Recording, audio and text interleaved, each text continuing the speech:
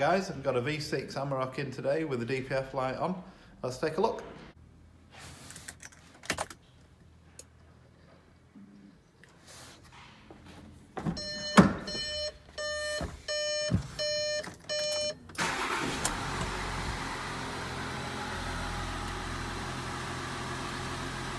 Right then, the first thing we're going to do is going to check on live data.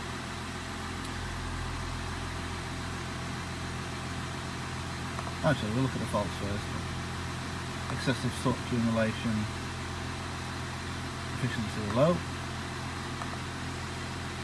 and then we're going to advanced measuring blocks, and if we put in part, things like particulate, so we can see the pressure, which is the back pressure of the DPF. We can see the soot mass calculated and measured, so what it thinks it is and what it's measured. So 69 HPA. See there, we're turning turbo on. So that on idle is massive. We'll give it a little rev. You can see it shoot up, which that's some back pressure. So basically the reason why there's back pressure there is there's a sample pipe before the DPF filter. So the more and more blocked it gets, the more pressure it puts up the pipe. So that's why we're measuring calculated 50 odd percent and 40 odd percent measured. That's why the vehicle's going to limp mode, because it's reached its threshold. So another little thing to do is turn the engine off, ignition back on. We'll see if it loses comms. If not, we'll do it again. So we want to check the pressure reading.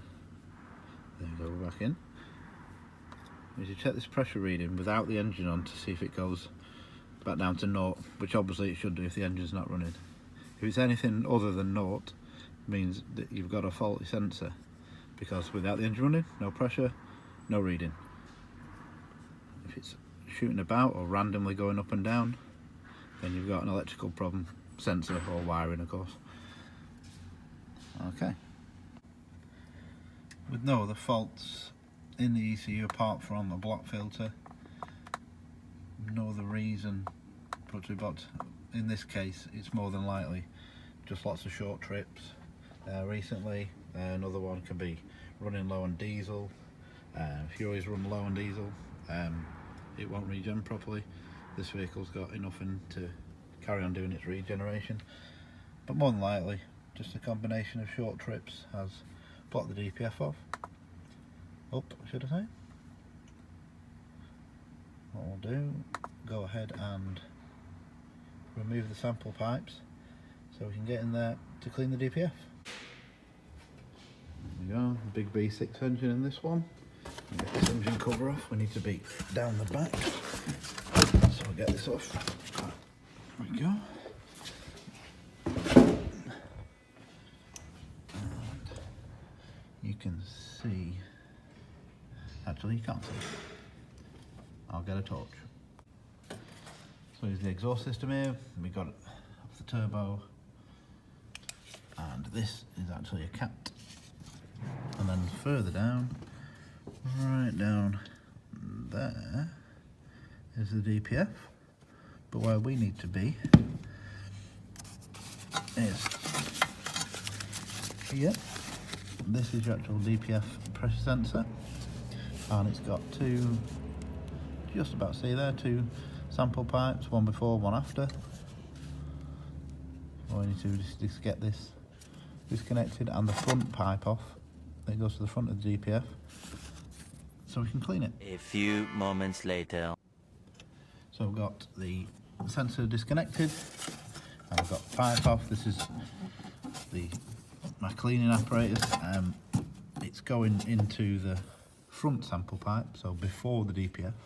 So what this does, we'll purge the cleaning fluid using this and compressed air, and we'll purge the cleaning fluid into the DPF.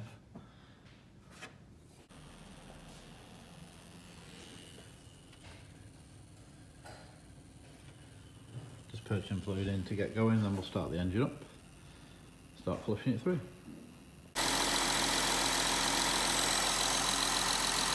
Plenty of air pressure going through the DPF, purge all that cleaning fluid out.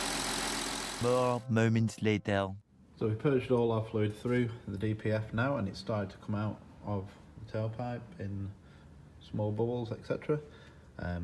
What we'll do now is leave it to soak, and then we'll start clearing it out, and we'll start seeing our pressure dropping.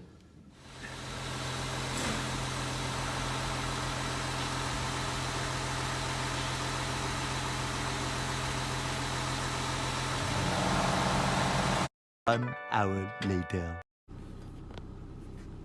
Right then, I've just been for a drive, and just to clear the rest of the fluid out of the DPF, and you can see now on our difference pressure on idle we're only at 7 HPA.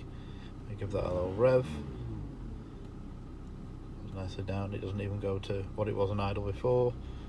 Our submass calculated and actual is dropped, well, basically dropped right down, and that's all without regenning.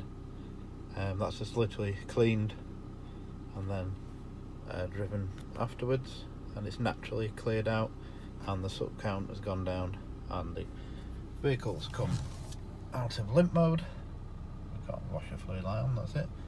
So all those faults now cleared, the vehicle's back on full power, and we're ready to go. I did another video which I'll put a link to up there, and some tips to help your DPF from blocking up, just some simple tips. Take a look at that, and thanks for watching.